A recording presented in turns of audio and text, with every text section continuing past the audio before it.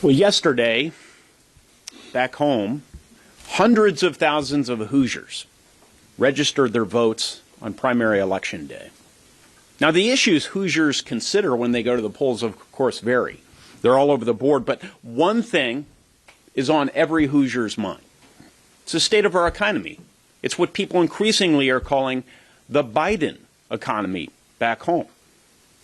One national poll indicated where things are headed. It indicated that 94% of Americans say they are upset or concerned about inflation.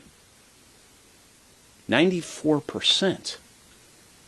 We remain, in so many respects, a divided nation. And when the President of the United States stood on the steps of the United States Capitol and said he wanted to unite America, I didn't believe he was going to unite America around the notion that we are on the wrong economic track, that spending $1.5, $2 trillion in the midst of a growing economy will drive up prices, starving our country of the hydrocarbon resources required to put affordable gasoline in your tank. We're all united around how bizarre this policy agenda is. Inflation's costing Americans an average of $327 per month. Now, I don't know how much $327 is to Joe Biden, but for the average Hoosier family, it's a lot. It's a whole lot. They're being hit by rising energy, grocery bills, rent prices. It's out of control.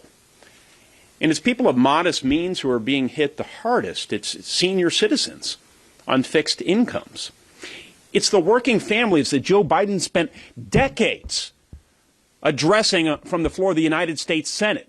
He was the working man president. That's what he aspired to be. I think that's what he was elected to be.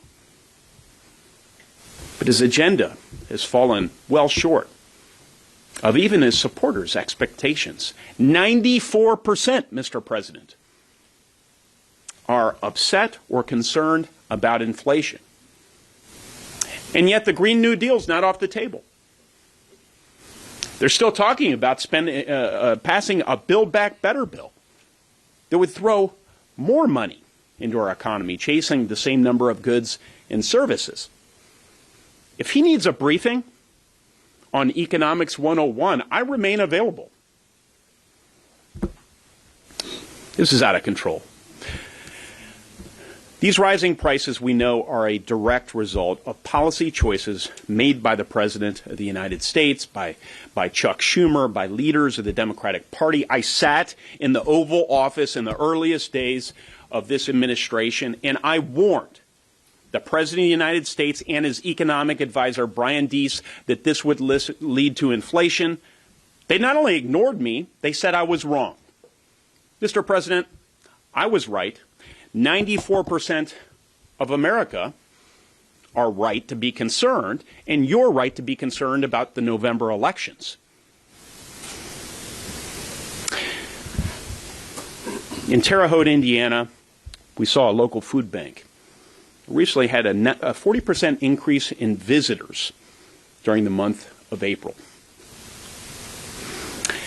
Now, I don't know what the Democratic Party stands for anymore, but the Republican Party stands for those Hoosiers. The Republican Party has better answers for those Hoosiers. The Republican Party understands that if we don't get inflation under control, things are only going to get worse for Hoosier families.